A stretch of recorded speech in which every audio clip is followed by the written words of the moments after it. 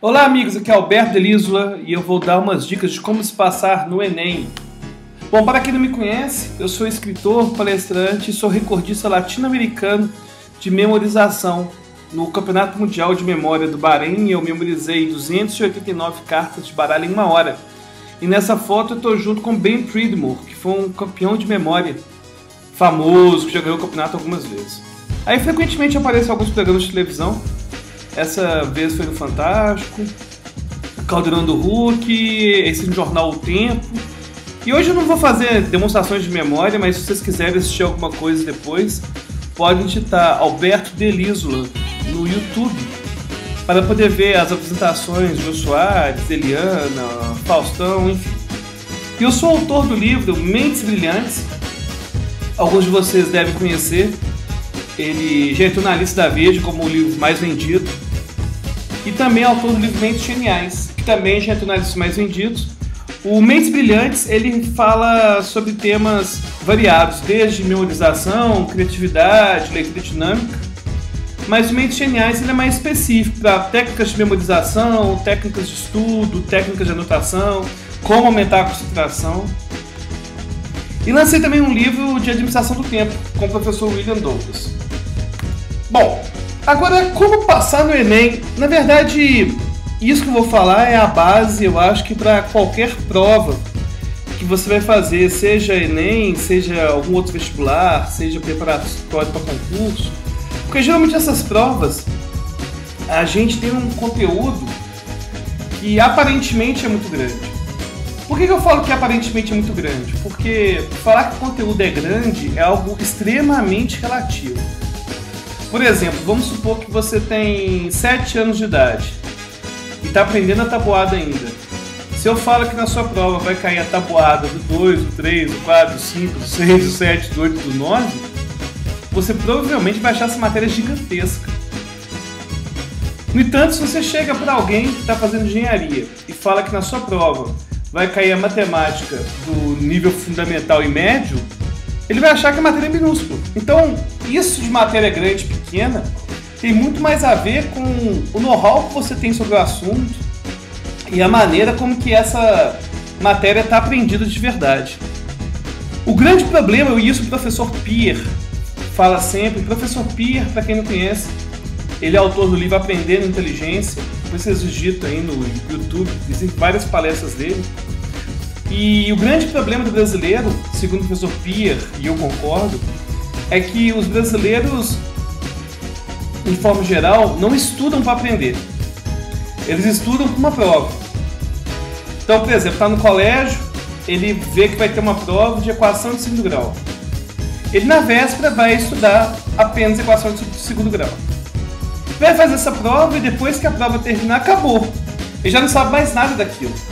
Então, quando o sujeito termina o nível médio, ele simplesmente não sabe nada do nível médio, sabe nada. É aí que surge o cursinho. O cursinho surge para, de certa forma, tentar sanar esses problemas do nível médio. Agora, tudo isso acontece porque a aprendizagem tem um grande problema que se chama transitoriedade. A nossa memória, ela é muito transitória. Para você ter uma ideia, se você assiste uma aula, seja no colégio, ou no cursinho, na internet, não importa. Depois que você acabou de assistir essa aula, se depois de 24 horas você não der uma olhadinha, não der uma pequena estudada daquele assunto, você pode esquecer até 70%, 80% desse material. Imagina, você perde em 24 horas geralmente 70% da matéria. 70% daquilo que você estudou vai pro ralo, você simplesmente esquece aquilo. A grande dificuldade de se passar numa prova como o Enem ou como preparatório para concurso ou uma prova de concurso é que o aluno fica muito preocupado em fechar o conteúdo. Então a preocupação dele é conseguir ver o conteúdo todo a tempo. A preocupação dele é conseguir fechar a matéria. Eu consegui ver tudo da matéria. Eu consegui, ele faz uma bolinha em cada ponto pedestal e fala: eu vi todos os tópicos, teve um tópico que eu deixei de ver. Mesmo no cursinho, A ideia é mostrar todos os tópicos para os alunos. Só que o problema é que o aluno, depois que ele termina um desses tópicos, ele geralmente não tem preocupação nenhuma em fazer uma revisão. Então acaba que no final das contas, no dia de fazer a prova, ele só lembra daqueles tópicos que foram vistos mais recentemente. Então não acontece realmente uma aprendizagem. O que acontece é que o aluno sabe só alguns tópicos. E tem algo pior ainda, porque o aluno frequentemente não faz uma avaliação dos tópicos que ele sabe mais e dos tópicos que ele sabe menos. Então, em vez de fazer algum tipo de revisão usando exercícios frequentemente para olhar o que ele sabe anteriormente, ele simplesmente não tem controle. Muitos de vocês que vão fazer a prova, que estão me ouvindo agora, se eu te perguntasse quais matérias, os tópicos de cada matéria que você sabe com certeza e os que você não sabe, muitos de vocês não sabem responder. E isso prova que, infelizmente, vocês não estão preparados para fazer a prova. Se você não sabe responder com certeza qual tópico que você jamais erraria uma questão, ou qual tópico que você certamente erraria uma questão, você simplesmente não está preparado. Você tem que ter certeza absoluta. E principalmente porque se eventualmente você não passar, quando você começar a preparar novamente, você tem que ter um ponto de partida de sua aprendizagem. O que frequentemente acontece é que os estudantes estudam de uma forma meio aleatória. Então, ele não passou, fez cursinho, não passou, ele não sabe a matéria que ele não aprendeu direito, ele simplesmente vai fazer o cursinho de novo. E aí vai cair na sorte e aquilo que ele tem aprendido ser o que cai na prova. Agora, tirando isso, não tem muito que ele possa fazer e ele fica sempre perdido em relação a isso. Então, é importante você marcar no edital as matérias que você já viu. Mas marque também aquelas que você já viu e que você já fez exercício. Marque aquelas que você já reviu várias vezes. Marque aquela que você já resolveu provas antigas. Aliás, resolver prova antiga é uma das coisas mais importantes de preparação. No entanto, os alunos frequentemente cometem um erro. O aluno, por exemplo, sabe nada de matemática. Aí ele pega a prova do Enem e vai fazer, a prova do ano passado. Aí ele faz uma questão que é de logaritmo. Nossa, difícil logaritmo, hein? Aí ele senta, faz uma revisão, beleza. Entendi mais ou menos a questão. Em vez agora de ele pegar várias questões de logaritmo para treinar, ele vai fazer uma outra questão que é de geometria, que não tem nada a ver com a questão anterior. Então o aluno, ele começa a fazer prova antiga bem antes de estar preparado para isso. Na verdade, cara, se você quiser fazer prova antiga, o certo é você pegar todas as provas e categorizar as questões. Junta todas as questões de Enem que são de logaritmo, junta todas as que são de geometria, todas as que são de geometria analítica, e vai juntando, nem sei se geometria analítica cai. Bom, eu nunca fiz Enem, na minha época caía geometria analítica no vestibular. Eu nunca fui Enem, eu sou do século passado. Mas você tem que pegar o material específico de prova, mas dentro do assunto que você está estudando. E cuidado! A gente, frequentemente, quando fala a gente, o ser humano, quer se auto-enganar. Então é muito comum o cara decidir fazer vestibular, fazer Enem, ele vai na loja, compra tanto livro do Enem, compra meus livros para poder estudar melhor, e eu agradeço, tá ajudando aqui, eu acabei de casar, tá ajudando a pagar a conta de casa. Mas aí você compra aquele tanto de material, baixa aquele tanto de aula, contrata aula de vários sites, baixa aulas legalmente também do torrent, baixa aquele tanto de coisa, e estudar que é bom nada. O que ele fica é gastando o tempo dele buscando material na internet. Porque é uma forma dele se auto-enganar, ele pensar, eu estou me preparando, estou me preparando. Então cuidado com isso, cuidado com isso. Cuidado com a transitoriedade. Você precisa fiscalizar o que você sabe e precisa ter certeza daquilo que você não sabe. Certamente um dos grandes inimigos de quem quer fazer alguma prova, como concursos, o Enem, vestibular, é a multitarefa. Nós não fomos programados. A distração é um dos maiores problemas. A distração certamente é um dos maiores inimigos de quem deseja fazer uma prova como o Enem. Quem nunca, se distraiu numa prova? Quem nunca estava resolvendo uma questão e por algum motivo? A distração certamente é um dos maiores inimigos de quem deseja passar no Enem. No entanto, ela não acontece apenas no dia da prova, ela acontece principalmente durante sua preparação. Ao contrário do que vocês podem imaginar, nós não fomos feitos para fazer várias coisas ao mesmo tempo. Nós não somos capazes de fazer várias coisas ao mesmo tempo. Alguns podem pensar assim, mulher consegue fazer várias coisas ao mesmo tempo, o homem não consegue. Bom, se você pensar em tarefas cognitivas, ninguém é capaz de fazer várias coisas ao mesmo tempo. Ninguém é capaz de resolver 2 problemas de matemática ao mesmo tempo. Ninguém é capaz de conversar 2 assuntos diversos ao mesmo tempo. Aliás, você já deve ter percebido isso. Quem nunca no Facebook está conversando com aquele tanto de gente ao mesmo tempo? Aí surge o paquerinha, a paquerinha, e você quer conversar algo de mais importante, você rapidamente dispensa todas as outras pessoas para poder conversar com a pessoa amada e dedicar mais tempo a ela. Você sabe inconscientemente que a sua atenção não pode ser direcionada a várias pessoas ao mesmo tempo. No entanto, a gente vive numa sociedade que nos ensina que somos capazes sim de estudar e fazer várias coisas ao mesmo tempo. A gente acha que a gente é capaz de fazer várias coisas ao mesmo tempo.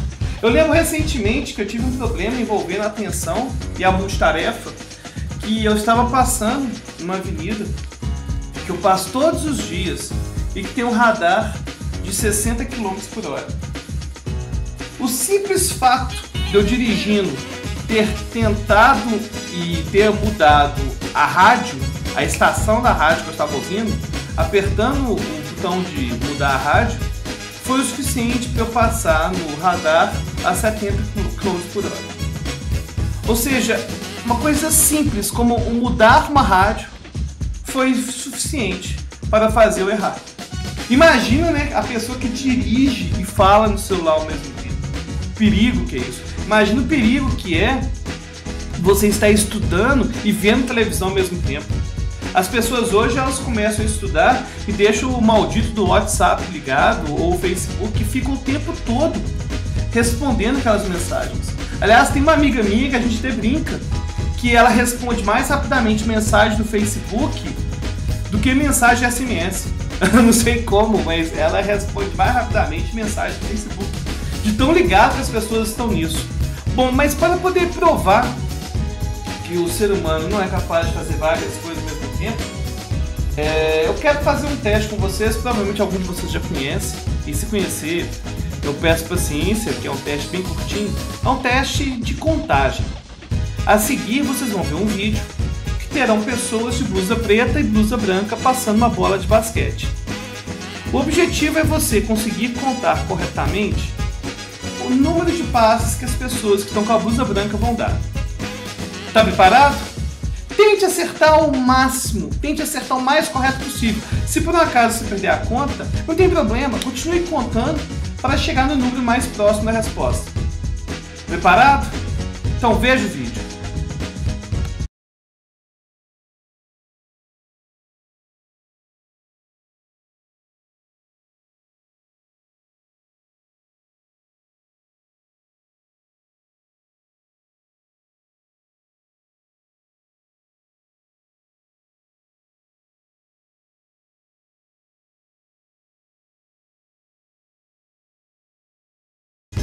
Muito bem, vocês acertaram que o número era 15? Tá, tudo bem, acertaram que era 15 ou erraram. Mas vocês viram um gorila? Sim, tinha um gorila nesse vídeo. Aliás, a maioria das pessoas que acertam o 15 acabam não vendo o gorila. Outros acabam acertando vendo o gorila. Mas o mais importante o normal é não ver o gorila. Porque quando você não vê o gorila, mostra que você estava tão concentrado e tão compenetrado nas pessoas de branco que as pessoas de preto você simplesmente ignorou. E quando surgiu um gorila na tela, você simplesmente achou que ele era mais uma pessoa de preto. Não está acreditando em mim que existiu gorila? Bom, vamos voltar ao vídeo para você ver novamente.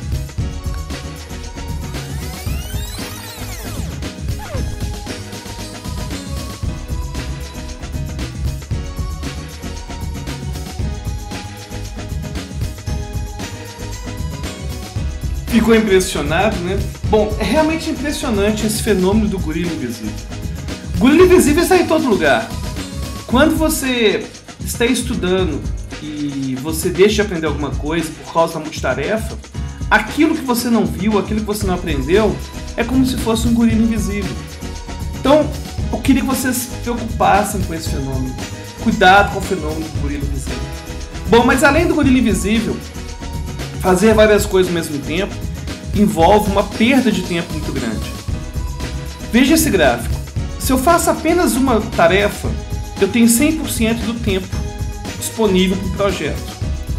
Agora, se eu faço duas coisas, eu perco muito tempo trocando em tarefas.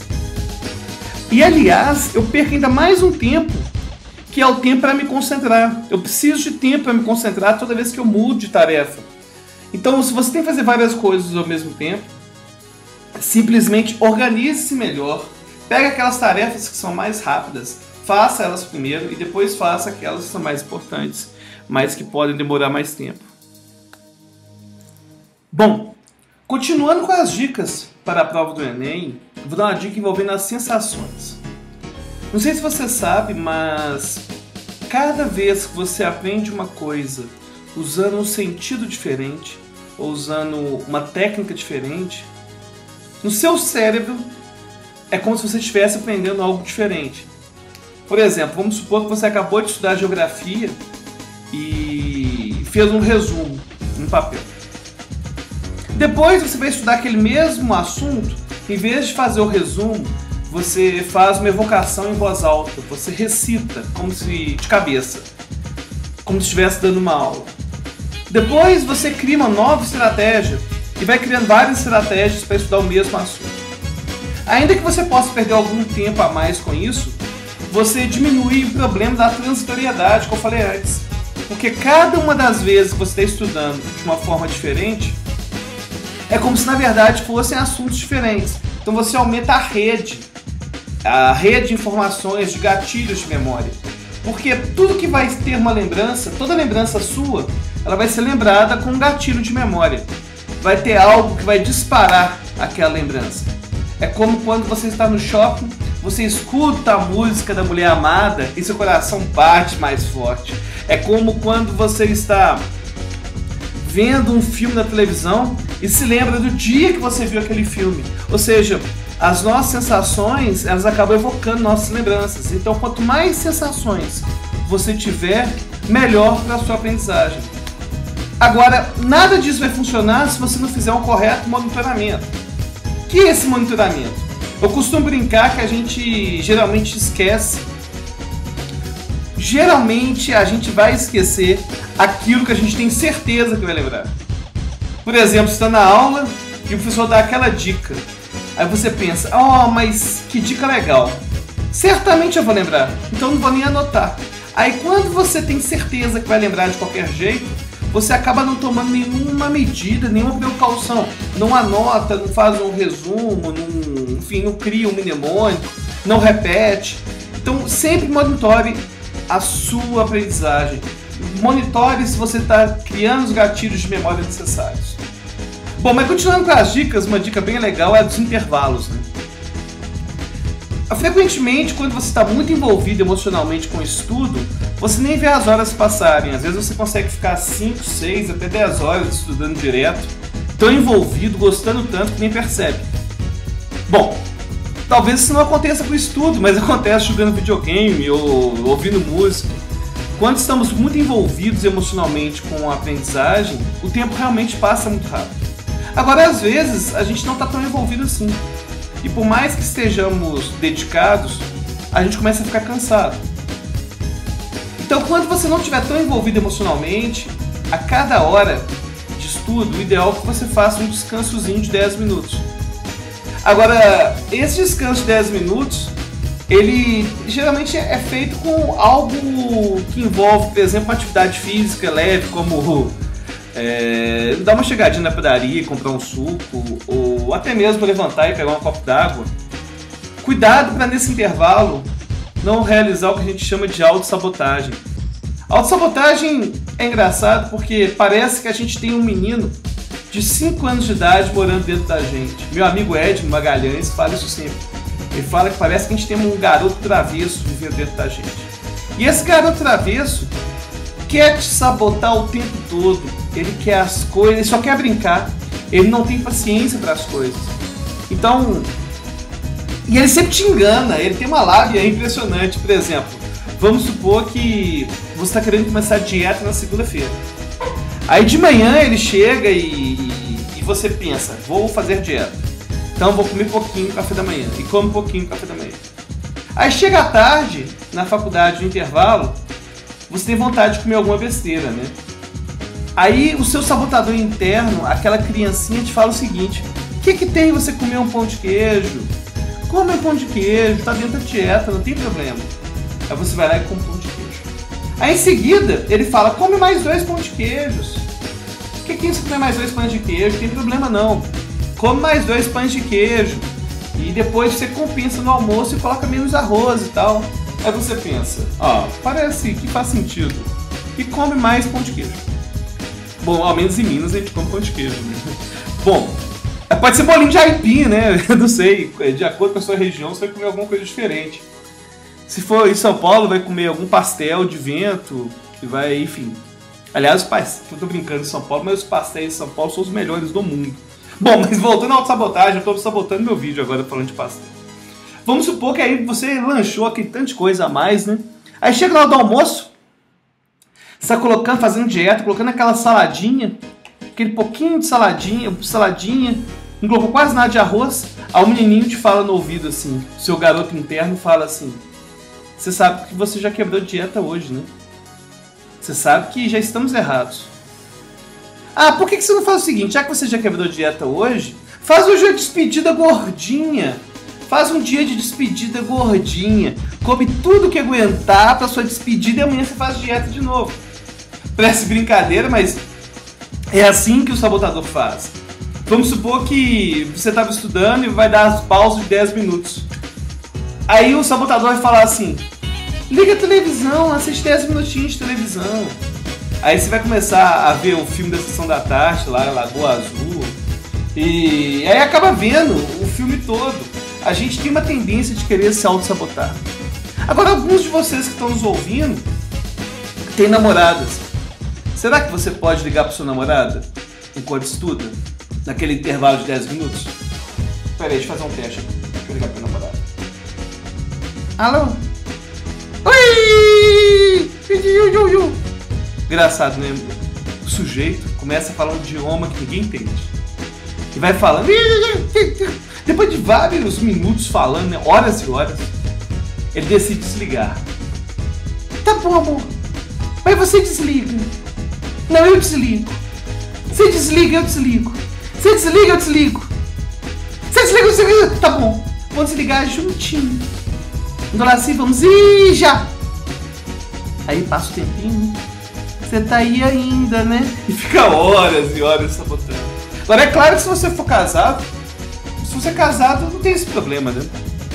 Tem um casado que é romântico, né? Tem um marido romântico. O marido romântico, a mulher liga. É ela. Oi, amor. Claro que eu levo. Te amo, beijo no coração. Tá que bonito, hein? Mas é casado, mas ele é romântico. Então não tem problema, é rapidinho.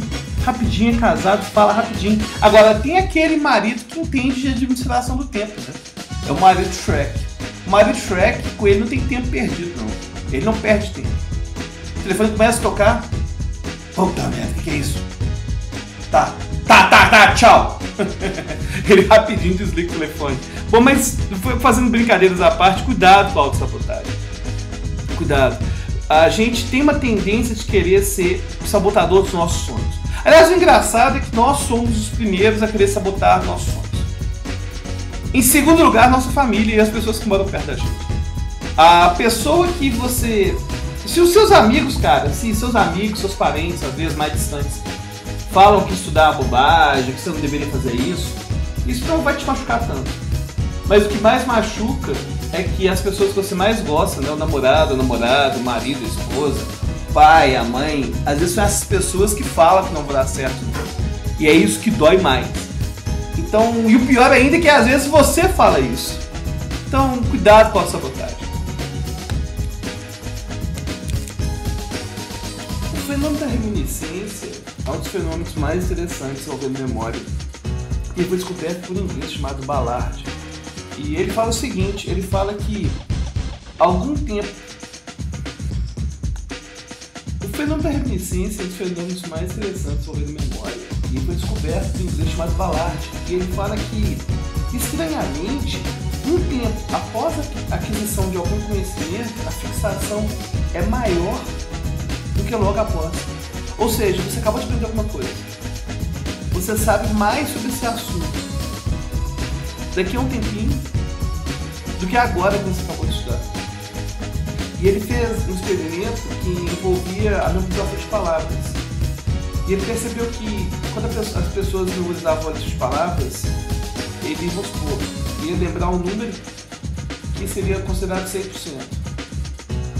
Depois de um dia, ele ia lembrar 10% mais palavras do que no dia anterior. No segundo dia, ele tem o auge, ele chega a lembrar 17% a mais, ou seja, 117% das palavras. Logicamente, percebe que nesse experimento, aquele fenômeno da transferibilidade acabava não acontecendo, né? Porque as pessoas sempre repetiam as listas. Mas o fenômeno da reminiscência mostra que quando você repete algo para poder memorizar, existe um processo biológico, bioquímico que gasta um tempinho para poder se completar. Então, eu até me lembro, há muito tempo atrás, muitos de vocês não vão acreditar, mas há muito tempo atrás a gente vivia numa época que não existia internet. E também não existia celular. E quando você estava na rua, despreparado e precisava de saber o telefone de alguém, o que você fazia? Você buscava um artefato antigo chamado orelhão, que era o telefone público.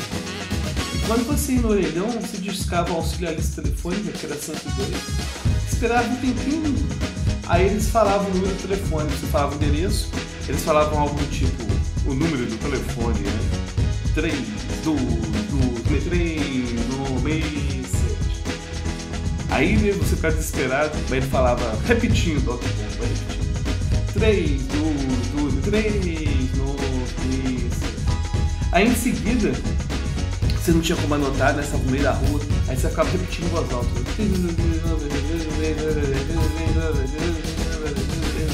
Aquela fila enorme de gente, né? No orelhão, cheio de ficha, naquela época dava ficha. Esse 3 vezes, até que você diz, você repetiu tantas vezes, né? Tipo, repetir 100 vezes, deve ter dado certo. Aí você digita lá, 3, 2, 2, 3, 3, 9, 6, 7, corretamente. Aí você, yes! Aí, cara, se der ocupado, você não lembra o telefone. Ou seja, repetir várias vezes não resolve. Assim como quando você quer memorizar uma fórmula, né? O cara pega a fórmula de física e fica V2 igual V2 no 2AD, V2 igual V2 no 2AD, V2 igual V2 no 2AD. Cara, você vai memorizar a fórmula de física assim nunca na sua vida. Nunca demora muito, sabe? E o importante é você repetir uma vez, esperar um tempo para depois fazer outra repetição. Aí na tela tem o que a gente chama de flashcards. Flashcards são os cartõezinhos pequenos que são muito utilizados no exterior para a aprendizagem de novos idiomas. Você coloca de um lado uma palavra no idioma, do outro lado a palavra em português. O idioma que você está aprendendo, ou até mesmo tem escolas que evitam tradução. Aí você coloca de um lado a palavra em inglês, por exemplo, e atrás você coloca um desenho. Esses cartõezinhos andam com você no bolso. Aí você coloca as fórmulas que você quer aprender. Agora, tem que ter o mínimo de informação possível em cada cartão, senão a reminiscência não funciona. Aí você olha esses cartões ao longo do dia. Olha uma vez, olha outra, e vai repetindo. E outra dica para quem quer aprender fórmula para a prova do Enem é crie o hábito de sempre repetir a fórmula, escrever na forma literal, ou seja, antes do exercício, sempre escreva a fórmula usando as letras.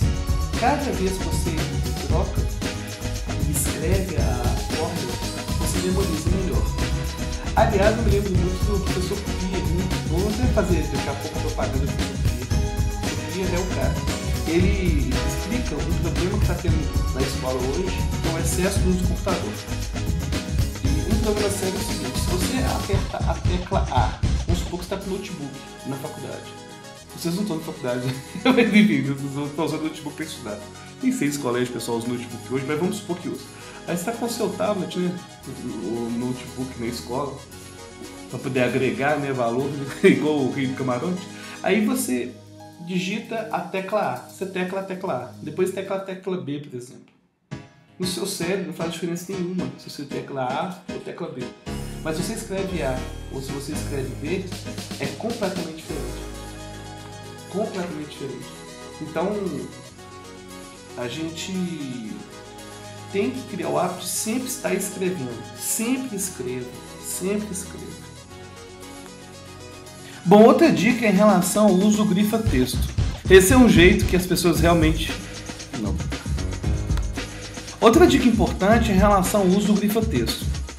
Essa é a maneira como as pessoas frequentemente usam o grifa-texto, né? Elas grifam tudo. Uma vez eu estava numa igreja e eu vi uma Bíblia de uma moça toda grifada desse jeito. Mas tá toda grifada.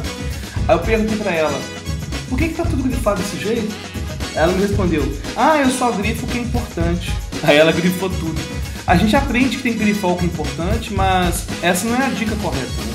Você tem que grifar aquilo que, além de ser importante, você não se lembraria sozinho se não tivesse grifado. E se você grifar mais de 10% do texto, a ferramenta está sendo utilizada errado.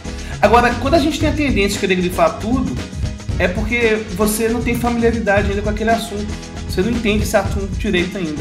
Então, não é hora de usar o grifa-texto. Talvez seja melhor usar títulos. Títulos é uma ferramenta que você, do lado de cada parágrafo, você coloca uma chave e dá um título para aquele parágrafo. E assim também vai categorizando o texto. Bom, e agora para finalizar nosso bate-papo, eu quero passar duas técnicas de memória bem interessantes. Que a primeira chama o Palácio da Memória. Suponha que eu queria...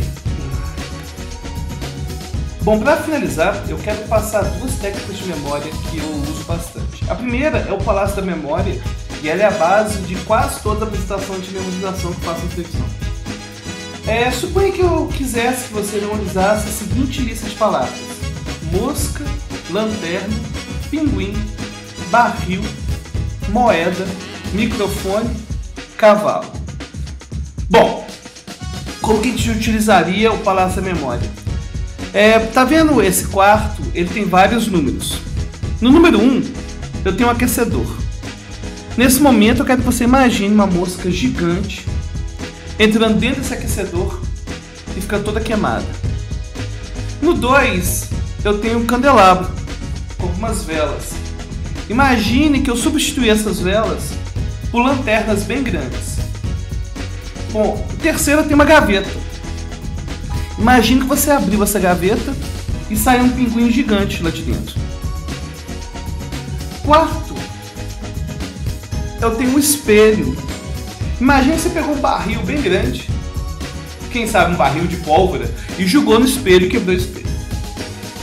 Bom, nossa quinta palavra é moeda. Imagine uma moeda gigante pulando em cima do puff. Imagine ela como se fosse uma pessoa mesmo, pulando em cima do puff.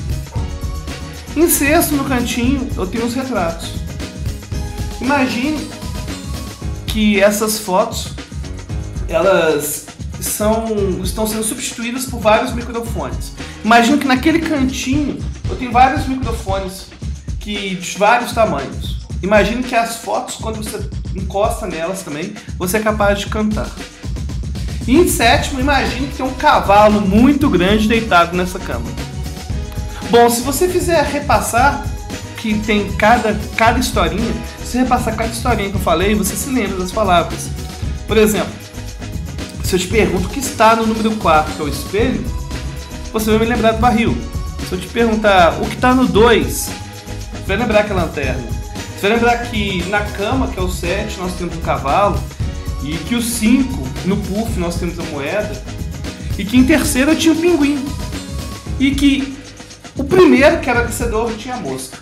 Essa técnica ela é muito utilizada nos campeonatos de memorização e a gente costuma converter cada palavra, ou melhor, cada carta de baralho, cada número, em uma palavra e memoriza desse jeito. Mas ela também pode ser usada para os estudos. Você pode criar uma cola mental, ou seja, você escolhe algumas palavras-chave e transforma essas palavras em objetos e depois aplica dessa forma. Também pode ser utilizado para memorizar discursos. Suponha que você quer falar numa reunião de condomínio, 4 temas. você pode converter esses 4 temas em palavras-chave e utilizar. Bom, outra técnica legal são os mapas mentais. Mapa mental nada mais é que uma anotação gráfica que utiliza símbolos, que utiliza cores para organizar a informação. Por exemplo, aqui eu tenho os remédios constitucionais no direito. Tudo aquilo que for relacionado ao mandado de segurança está de azul, tudo que for relacionado ao habeas corpus está de amarelo, tudo que é ação popular está de vermelho. E sempre que possível eu substituo uma dessas palavras por um ícone. E esses ícones não precisam necessariamente ser literalmente igual ao que você está querendo. Por exemplo, remédios constitucionais. Remédios constitucionais não são remédios de verdade, mas eu coloco os desenhos dos remédios para poder me lembrar deles. Aqui eu tenho outro exemplo de mapas mentais.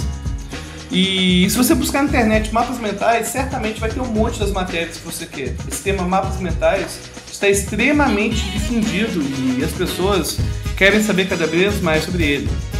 Mais um exemplozinho de mapas mentais. Mais um mapas mentais, ou seja, e agora alguns mapas mentais legais envolvem o uso de acrônimo, que é outra técnica legal, que é você criar uma palavra ou uma pseudo-palavra, ou seja, criar uma palavra que utiliza as iniciais do que você quer memorizar. Por exemplo, na química é muito comum ter o acrônimo MACHO, né? Em que você, para fazer o balanceamento químico, começa pelos metais, depois os ametais, depois o carbono, o hidrogênio e o oxigênio.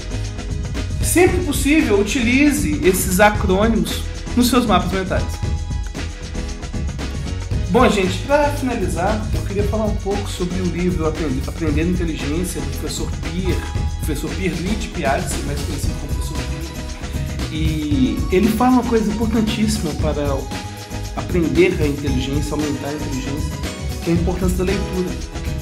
A nossa população não tem o hábito de ler. E antigamente eu era muito ingênuo. Eu achava que se resolvêssemos as questões de desigualdade social, o Brasil não teria mais problema. Ou seja, eu achava que bastava dividir dinheiro. E eu descobri que eu estava errado. Eu fiz uma palestra eu fiz 40 palestras no Vale do Jequitinhonha, em várias cidades. E em uma dessas cidades, a cidade era muito pequena mesmo. E eu precisava de comprar um carregador pro meu iPhone, porque o iPhone era meu GPS, era tudo, para poder me localizar, né? E quanto tempo vocês acham que eu gastei para achar um carregador de iPhone em uma cidade muito pequena do interior de Minas? Bom, ao contrário que pode imaginar, eu gastei só 10 minutos. Em 10 minutos eu consegui comprar o carregador do meu celular. Agora, eu fiquei um mês no Vale do Jequitinhonha. Quanto tempo vocês acham que eu demorei para comprar um jornal?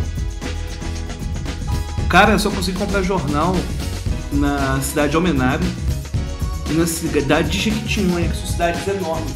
E mesmo essas cidades, elas têm uma banca de revista e jornal, e essa banca é aquela banca que fica no centro da cidade. Ou seja, não existe banca de bairro. As pessoas, elas têm necessidade de comprar um celular, de comprar carregador de celular, coisas caríssimas, mas elas não têm necessidade, não sentem necessidade de comprar às vezes um jornal que custa 50 centavos, 25 centavos. E por mais que a gente possa achar, hoje o mundo é globalizado, as pessoas leem na internet, cara, as pessoas só leem Facebook na internet. E isso é apavoroso. Então, se você quer ficar mais inteligente, leia mais. Se você não gosta de ler, provavelmente é porque o seu acesso à leitura ele não foi dos melhores. Mas você pode melhorar. Você pode escolher um livro que você gosta. Eu já vi filmes horríveis no cinema. Eu já vi vários filmes horríveis. E nem por isso eu falo que eu não gosto de cinema. Eu gosto de cinema, eu só não gosto de assistir filme ruim. E na escola eles ensinam pra gente que se a gente não está gostando do livro, que a gente tem que ler até o final, o pior que esteja, para poder fazer uma prova. Eu lembro que eu odiava o livro Senhora, de José de Alencar, odiava, e eu tinha que ler ele todo, goela abaixo, mesmo não me identificando com a trama. Então, eu fico feliz de Harry Potter, Crepúsculo, até mesmo Paulo Coelho, estarem aproximando as pessoas da literatura. Porque você nunca vai ter interesse de ler algo mais complicado, como Machado de Assis ou como Shakespeare, se você não ganhar gosto pela leitura. Eu lembro quando eu fui para Inhotim é um parque que tem aqui em Belo Horizonte, perto de Belo Horizonte, que tem várias obras de arte contemporânea e grande parte das obras eu não entendi nada. Ou seja, eu sou tão ignorante em relação às artes que eu simplesmente não me sensibilizei pelas esculturas. Agora, se você quiser fazer ou começar a ter interesse por arte, é muito mais fácil eu me aproximar por uma pintura do Caravaggio, em que a beleza é fácil de ser percebida, do que uma obra abstrata. Então vamos ler mais. Tem um teste que chama PISA, de avaliação da educação. O Brasil frequentemente fica nos últimos lugares. Em uma dessas avaliações, o Brasil ficou em penúltimo lugar, perdeu só para a Indonésia. E o povo do Facebook, né, o brasileiro tem muito bom humor, criou até na época, uma brincadeira no Facebook falando chupa Indonésia, porque o Brasil ficou na frente da Indonésia. E os países que estão na frente do PISA são países em que a leitura é mais utilizada. Bom, então quem quiser me achar, pode me achar no Facebook. facebook.com/supermemoria, tudo junto. Pode mandar sua dúvida, pode mandar pergunta. Quem tiver interesse em meus livros, pode procurar o livro Mentes Brilhantes ou Mentes Geniais. E qualquer dúvida, eu agradeço ao site pelo convite. E estamos aí, qualquer dúvida, vocês podem mandar mensagem que eu sempre vou responder. E até mais e boa prova!